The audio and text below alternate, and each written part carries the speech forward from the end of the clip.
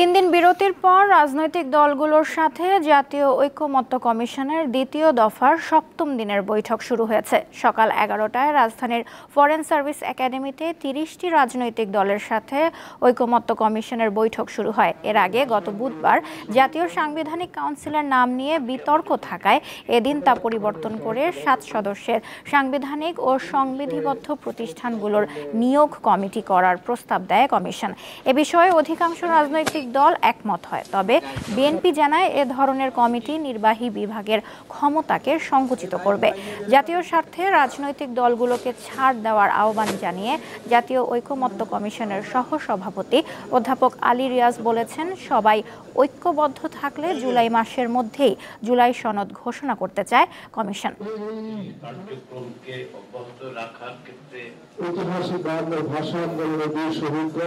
সকলে মিলে আবারও এমন একটা জায়গা দাঁড়াতে হবে যেখানে দলের বাইরে গিয়ে, ব্যক্তির বাইরে গিয়ে, আমাদের আকাঙ্ক্ষার বাইরে গিয়ে জনগণের আকাঙ্ক্ষার একটা বড় রকমের প্রতিফলন যেন আমরা করতে পারি।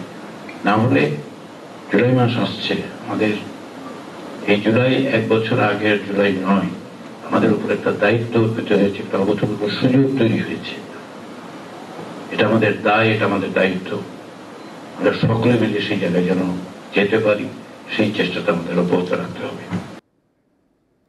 রাজধানীর ফরেন সার্ভিস একাডেমিতে আছেন সহকর্মী হেদায়েতুল্লাহ সীমান্ত, সরাসরি যুক্ত হচ্ছেন তিনি। সীমান্ত, কোন কোন দল আজ আলোচনায় বসেছে এবং আজকে কি কি বিষয়ে আলোচনা হচ্ছে, সার্বিক পরিস্থিতি সম্পর্কে জানান।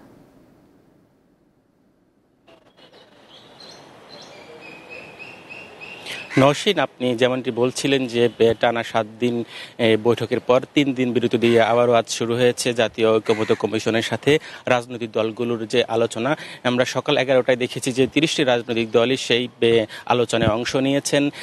বিএনপি, জামাত ইসলামী সহ 30টি রাজনৈতিক দল অংশ নিয়েছেন। আজকের আলোচনার বিষয় যে গত 7 দিনে যে অনেকগুলো বিষয় নিয়ে যে ঐকমত্যে পৌঁছাতে পারেনি, সেই বিষয়গুলো নিয়েও পুঙ্খানু আলোচনা হবে। এছাড়া যে বিষয়গুলো নিয়ে বিতর্ক হয়েছে সেটি বিষয়ে কমিটিও গঠন করা হয়েছে, সেই কমিটিগুলোর যে প্রস্তাবনাও তুলে ধরা হবে। আপনি জানেন যে এই যে জুলাই আন্দোলনে, অর্থাৎ যে দীর্ঘ আন্দোলনের পর যে স্বাধীনতা ফিরে পেয়েছে দেশের মানুষ, অর্থাৎ দ্বিতীয় স্বাধীনতার পর যে জুলাইয়ের স্পিরিট সেটি ধরে রাখতে এই আলোচনা হচ্ছে। অর্থাৎ আগামী জাতীয় সংসদ নির্বাচন কখন হবে, কিভাবে হবে, সাংবিধানিক যে কাঠামোগুলো কি পরিবর্তন আনবে, সেই বিষয়গুলো নিয়ে এই আলোচনা জাতীয় ঐকমত্য কমিশনের সাথে সেই বিষয়গুলো নিয়ে পুঙ্খানু আলোচনায় অংশ নিয়েছেন রাজনৈতিক দলগুলো।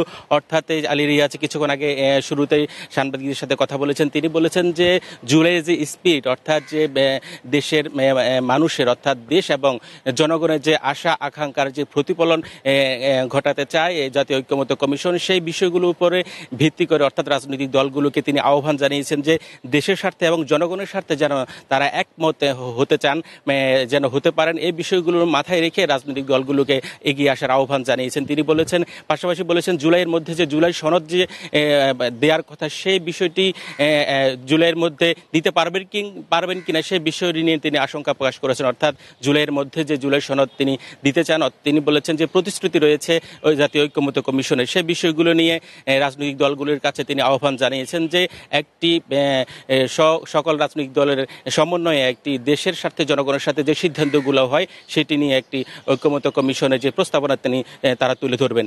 নওশীন, ছিল আমার কাছে ফরেন সার্ভিস থেকে সর্বশেষ। সীমান্ত, আপনাকে ধন্যবাদ।